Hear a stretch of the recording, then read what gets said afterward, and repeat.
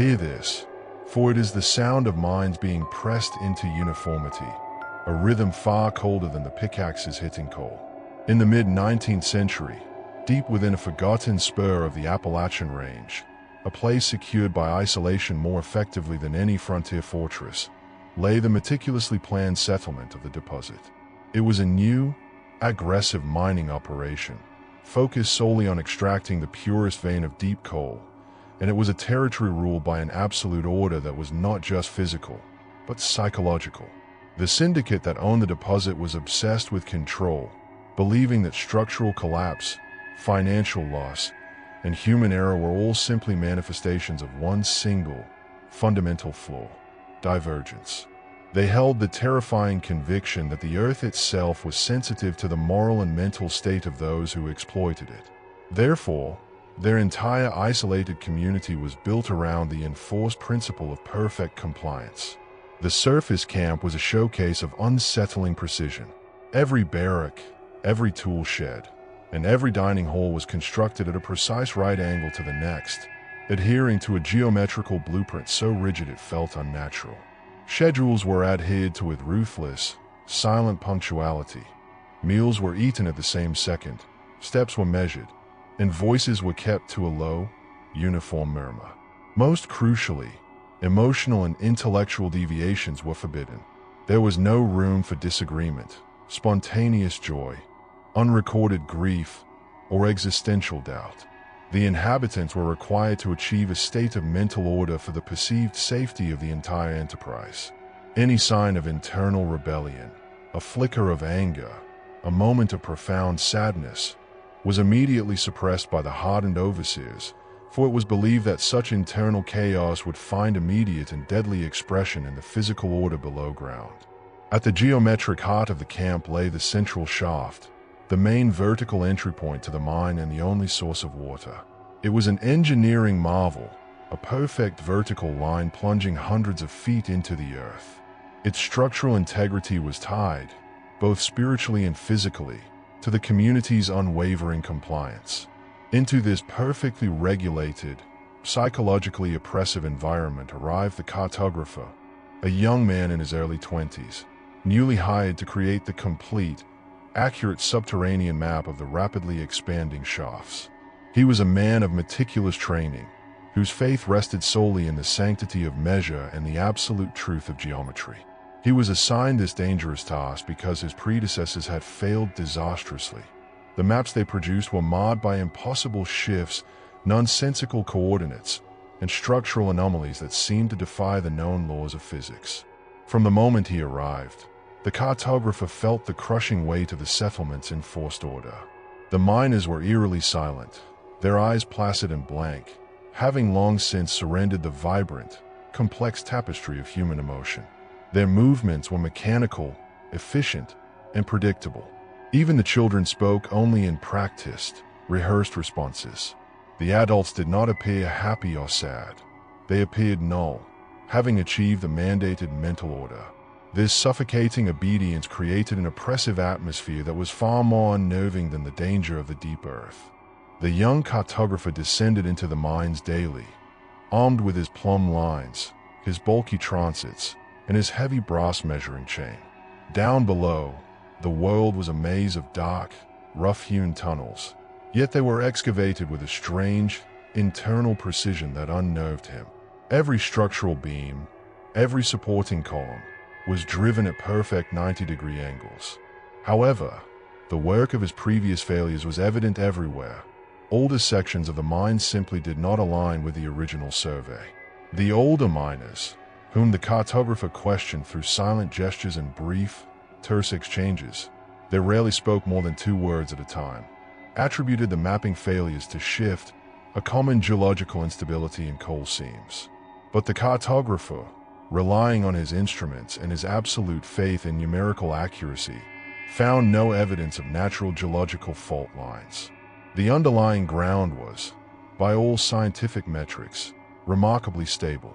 He spent the first month mapping the deepest, oldest sections of the mine, areas known locally for sudden, unpredictable catastrophes, the zones of the past reckonings. These areas were often sealed off, shrouded in official accident reports filed under the generic title of structural failure. When he finally charted the coordinates of these collapsed sections onto his new linen map, he realized why the previous maps had been corrupted by confusion. The tunnels had not caved in randomly, as geology dictates. The collapses were not accidents of chaos. They were horrifying events of perfect, deadly order. In one long, sealed-off stretch of tunnel, the site of a fatal accident 5 years prior, the debris had settled in a precise, new perfect tetrahedron, a geometrically stable, three-sided pyramid that should be impossible to form naturally from broken shale. The tunnel, initially rectangular, had been crushed inward, leaving this impossible, measured shape. In another, wider area, the roof had caved, leaving a perfectly smooth, level circular floor where the walls had dissolved into a flawless crystalline helix shape, a terrifying three-dimensional spiral. These were not failures of structure.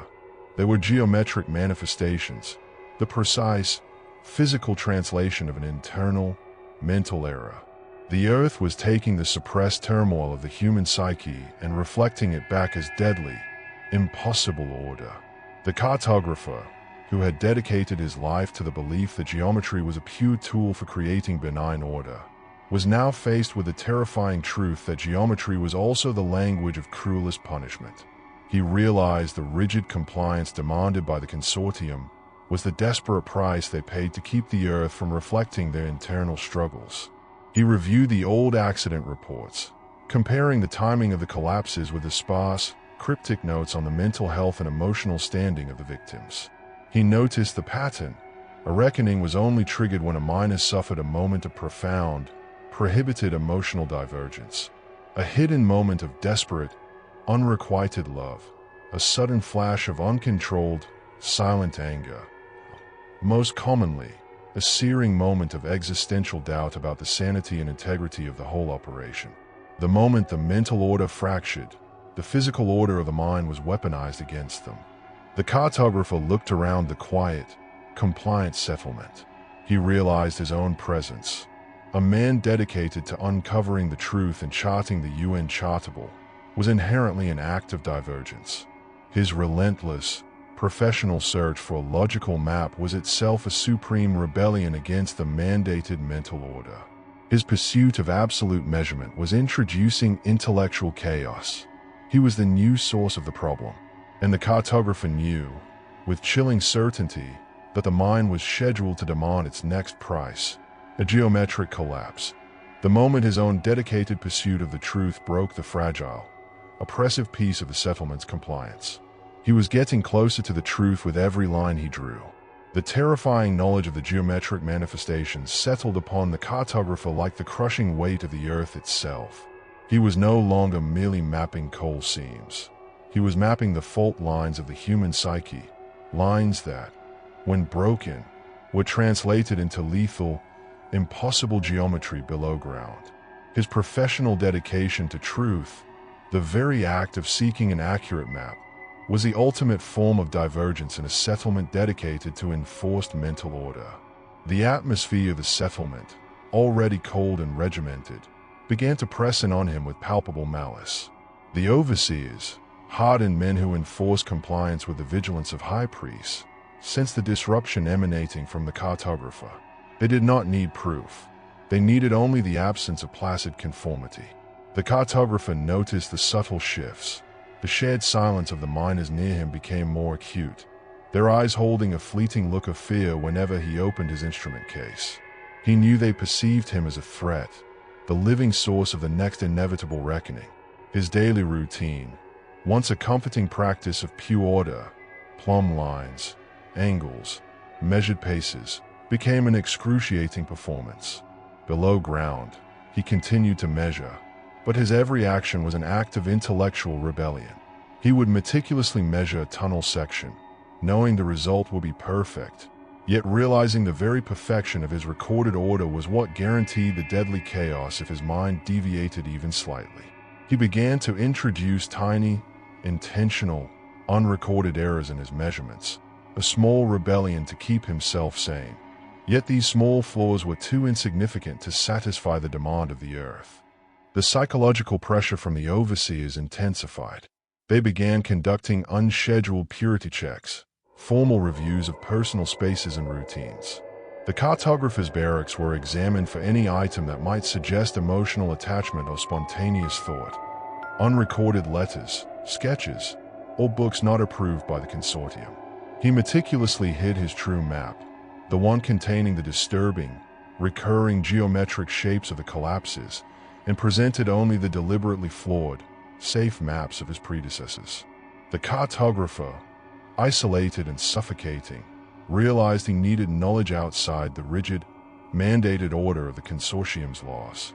He sought out the elder miner, a man who had worked the shaft since the initial survey and was known for his almost supernatural silence and his longevity, a silent survivor of decades of reckonings. He found the elder miner late one night, sitting alone near the mouth of a disused air shaft, staring into the oppressive blackness of the mountain. The cartographer approached him, not with questions of structure, but with a question of faith. He showed the elder miner the diagrams of the impossibly collapsed tunnels, the tetrahedrons and the crystalline helixes. The elder miner looked at the map, and his placid face finally showed a flicker of ancient, buried grief. He did not deny the truth. He spoke, his voice dry and low, explaining the initial conditions of the mine, the true reason for the imposition of compliance. When the first man measured this ground, the elder miner whispered, he did not just find coal. He found a profound echo, a place where the surface of the earth was unnaturally thin, linked not to geology, but to the collective mind above it. He realized that the ground demanded a price not for extraction, but for dishonesty.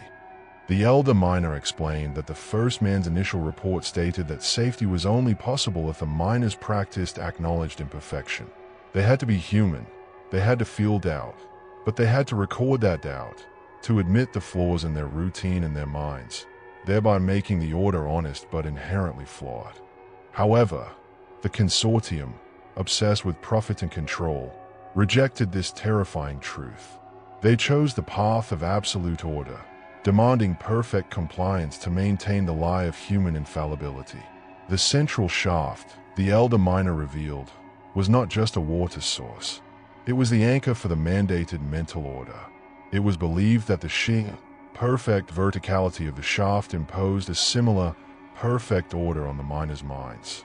The earth does not punish chaos, the elder miner concluded, his gaze fixed on the impossible geometric shapes on the map. It punishes false order. It punishes the lie of perfection.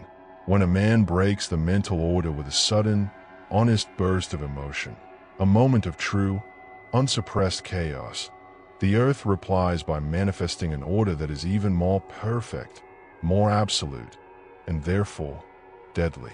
The geometric manifestations are the earth's precise, cruel way of saying, if you insist on perfection, here is perfection. The cartographer finally understood the true nature of the reckoning. The earth was not demanding a life per cycle. It was demanding an honest acknowledgement of imperfection.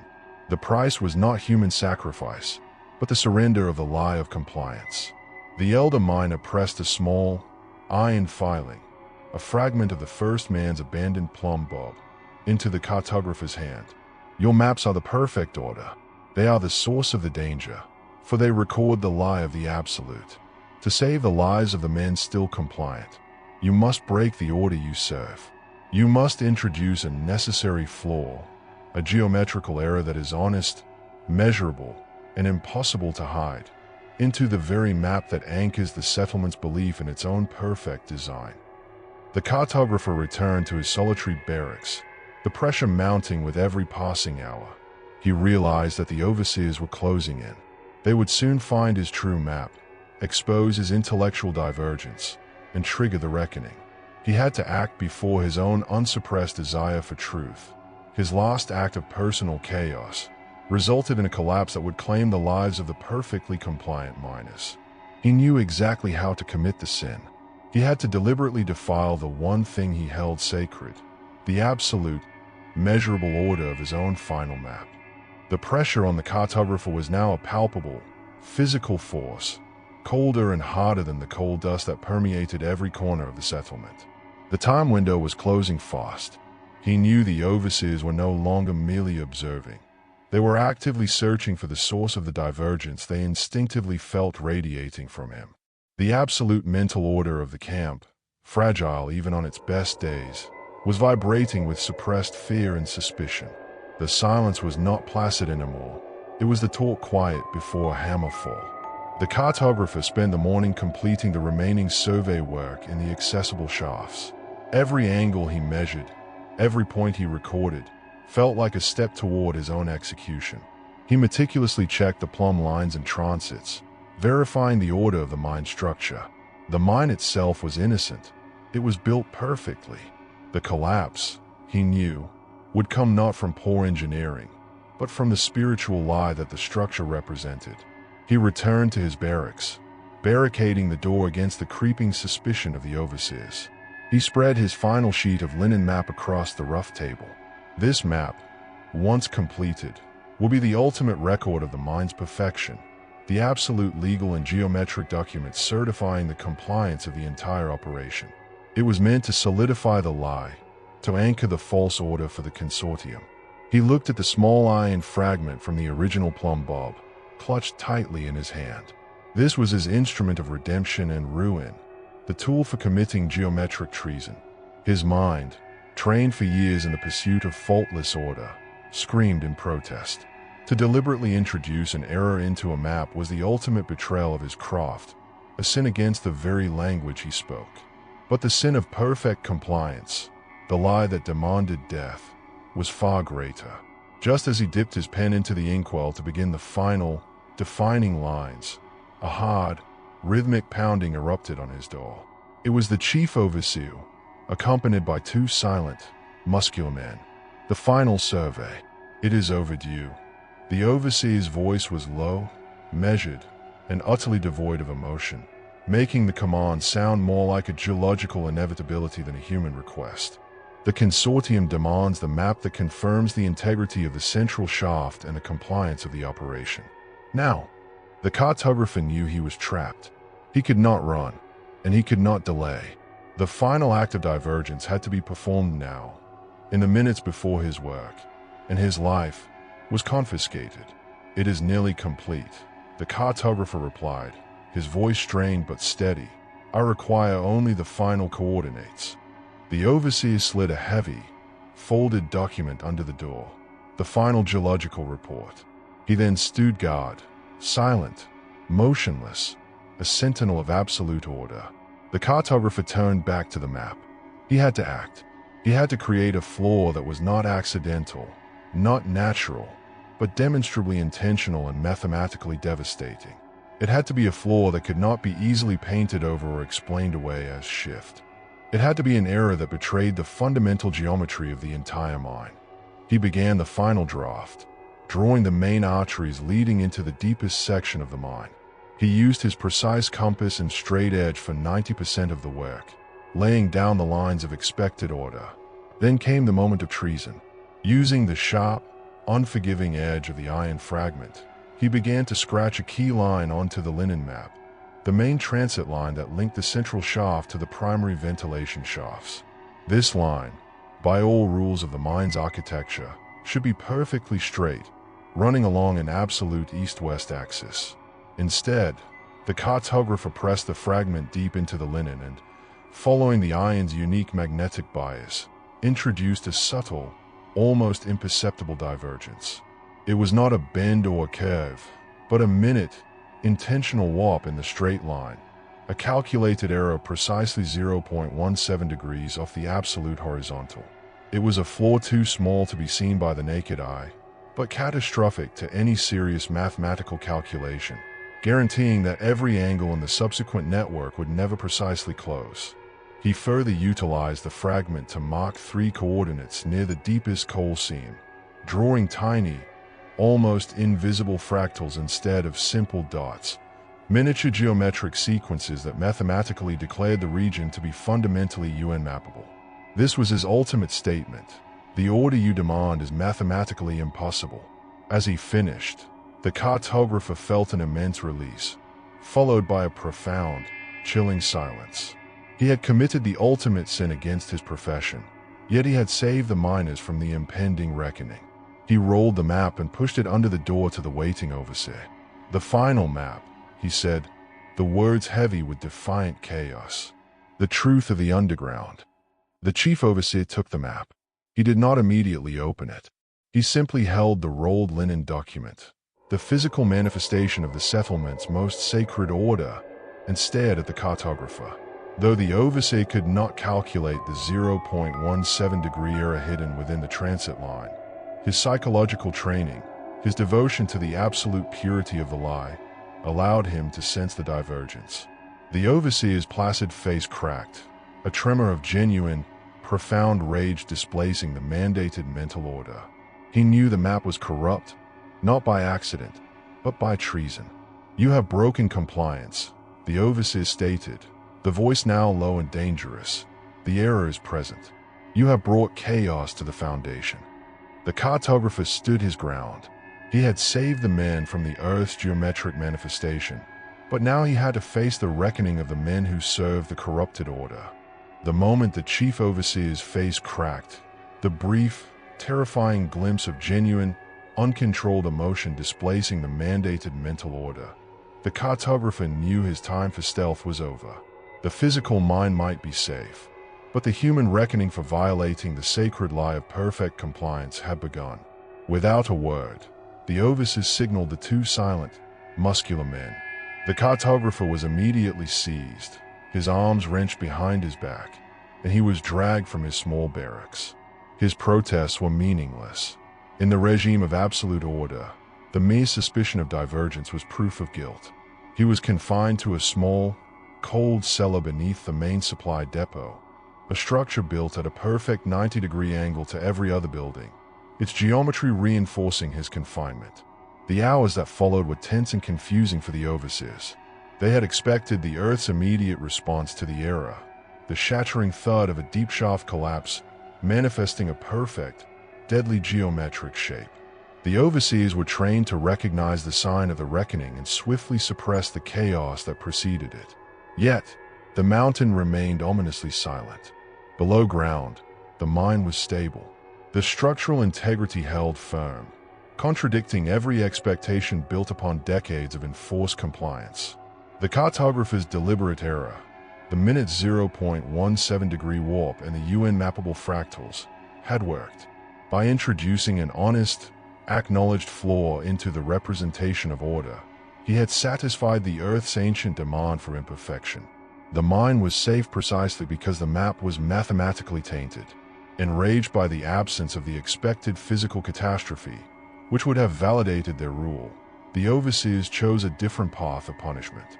They convened an immediate, perverse trial in the empty, perfectly aligned dining hall. The miners were assembled, silent and terrified, their forced mental order cracking under the tension of the unknown. The cartographer was dragged before the chief overseer, who stood next to the rolled map, the symbol of his betrayal. The charge was read, but it was not about lost coal or damaged beams. It was purely metaphysical. "You stand accused of introducing treason into the foundation of our stability," the overseer stated, his voice a low, chilling monotone. "You violated the sacred record. You corrupted the truth of the mine. You destroyed compliance and deliberately injected chaos into the heart of the consortium's order." The penalty was not to be death by collapse. It was to be death by slow psychological isolation and starvation, a calculated end designed to reassert the power of mental order through absolute psychological control.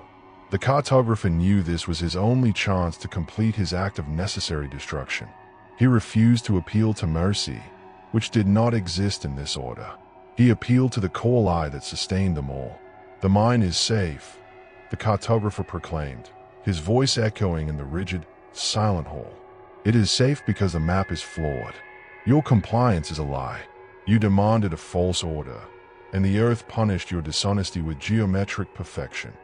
He recounted the evidence he had gathered, the impossibility of the tetrahedral and helical collapses, proving the Earth was responding to emotional breaks, not structural ones. He cited the secret words of the elder miner about the original acknowledgement of imperfection. He spoke of the false order imposed by the consortium, which demanded a sacrifice every time a human dared to feel. "I did not introduce chaos," he roared, gesturing toward the rigid, silent miners. "I introduced truth. I proved the order of your minds was the only thing capable of killing you. The mine is safe because the map now truthfully declares that perfection is impossible." His words hit the compliant miners not as a rallying cry, but as pure, terrifying chaos. Their placid expressions dissolved into confusion and fear. The mental order was cracking under the weight of an exposed, undeniable truth. The chief overseer lunged forward, grabbing the rolled map, his face distorted with pure fury at the destruction of his belief system. He aimed to strike the cartographer with a heavy, sacred linen document. But the cartographer moved faster. He dodged the blow and, with a final, desperate surge, ran towards the central doors, which led directly to the central shaft, the very anchor of the settlement's false order. He sprinted across the perfectly square central yard, the noise of the overseer's pursuit muffled by his own desperate heartbeats. He reached the precipice of the central shaft, the deep, vertical line that represented the height of their absolute compliance. With a final act of geometric treason, the cartographer hurled the rolled map, the document containing the deliberate error, down into the black, echoing depth of the shaft. The map, the symbol of the settlement's false order, tumbled into the darkness, its sound lost long before it struck the deep water below. The central shaft was corrupted. The anchor of the settlement's mental order now held the physical proof of error. The overseers and the silent, terrified miners arrived at the shaft just as the sound faded. They did not immediately pursue the cartographer, who began his panicked escape into the outer wilderness. They stayed into the shaft, horrified, their eyes fixed on the empty space where the sacred map had vanished. The physical mind was stable. The immediate reckoning was averted. But the cartographer had achieved a far greater destruction. He had shattered the mental order of the settlement. The men were left standing at the precipice of the shaft, forced to confront a truth more terrifying than any collapse. The rules they lived by were a lie, and the chaos they had so desperately suppressed was now roaring back into their minds.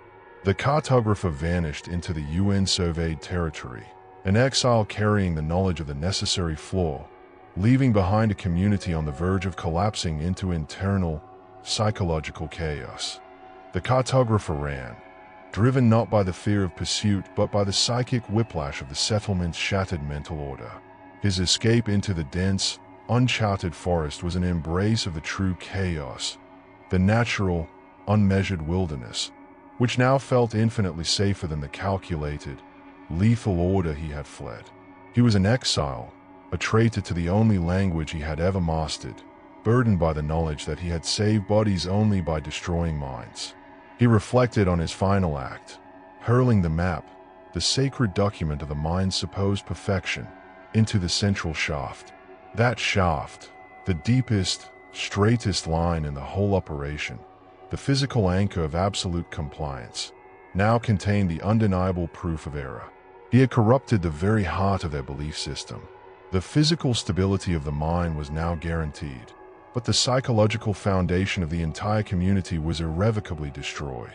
For days, the cartographer hid, feeding on meager rations and the clarity of his terrible truth. He knew the overseers would eventually hunt him, but their priority had to be managing the fallout of the destroyed compliance. He risked returning to the ridges overlooking the deposit, needing to witness the ultimate consequence of his geometric treason. What he saw was terrifyingly swift and absolute. The settlement, built on the fragile suppression of human emotion, had dissolved into raw, undirected chaos. With the anchor of the central shaft corrupted and the lie of perfect compliance exposed, the enforced mental order vanished instantly. The first signs were physical. The perfectly aligned houses now stood amidst filth and disorder. Work had completely ceased. No one dared descend into the mines, even though the structural integrity was now guaranteed. The men, forbidden for so long to express divergence, were now adrift in a sea of unmanaged emotions. The hardened overseers, the sentinels of order, were the first to break. Unable to accept the truth that their rules were a lie, they descended into paranoid violence, turning their suppressed rage on one another. The cartographer watched from afar as shouts and accusations, emotions that had been banished for years, filled the air. The overseers were fighting over the shredded remains of old reports and ledgers, desperately trying to prove that someone else's error had caused the disaster, rather than accepting the fundamental flaw in their own system.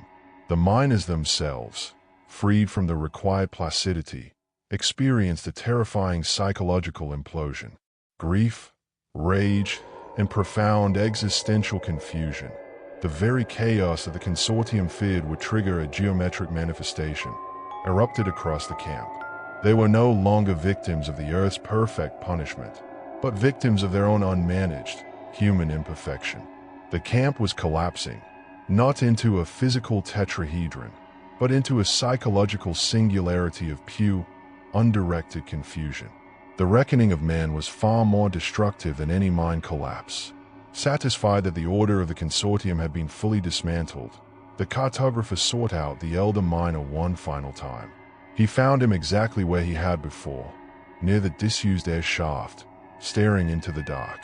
The cartographer recounted the ensuing madness, the complete victory of chaos over the settlement. The elder miner nodded slowly, showing no surprise.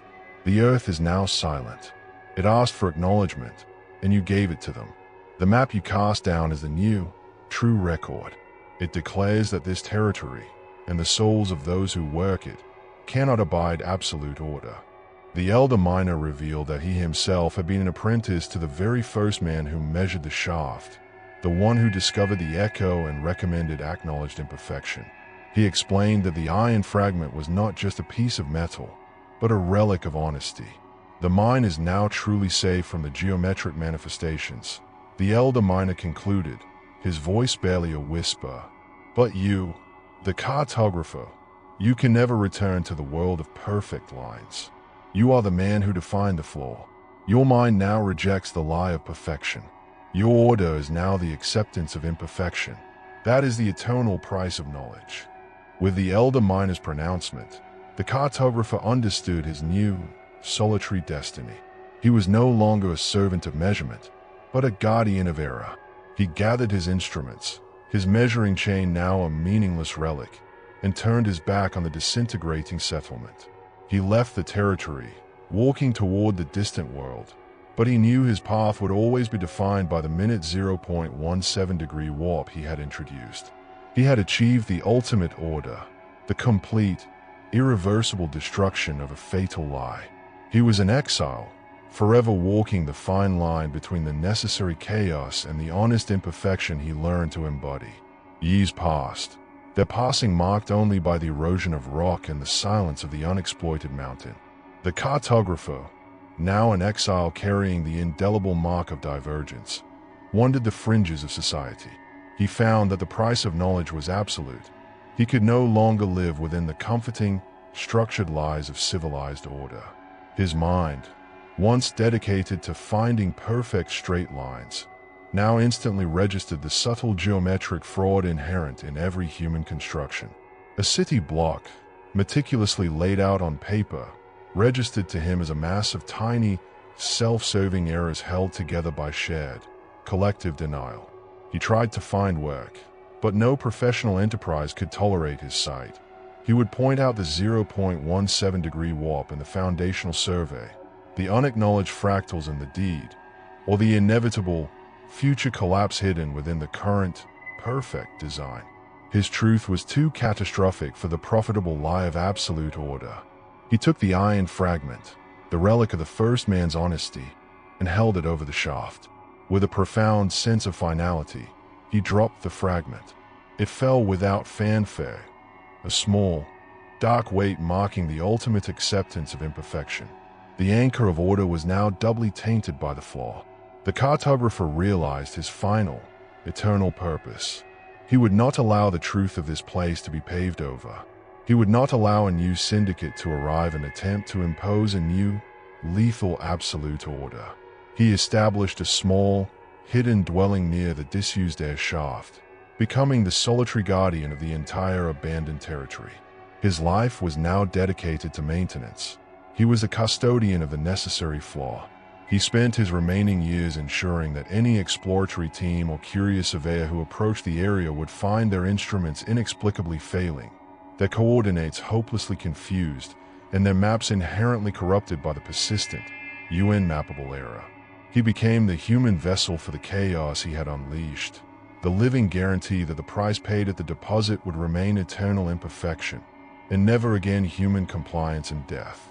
The shafts remained silent, the earth secure, and the order of man permanently shattered by the honesty of a single, well-placed flaw. Warning: this video contains purely fictional supernatural horror content. The events, characters, and concepts depicted are products of imagination and are not intended to promote, endorse, or normalize any harmful or illegal activities, including child abuse, sexualization, or self-harm.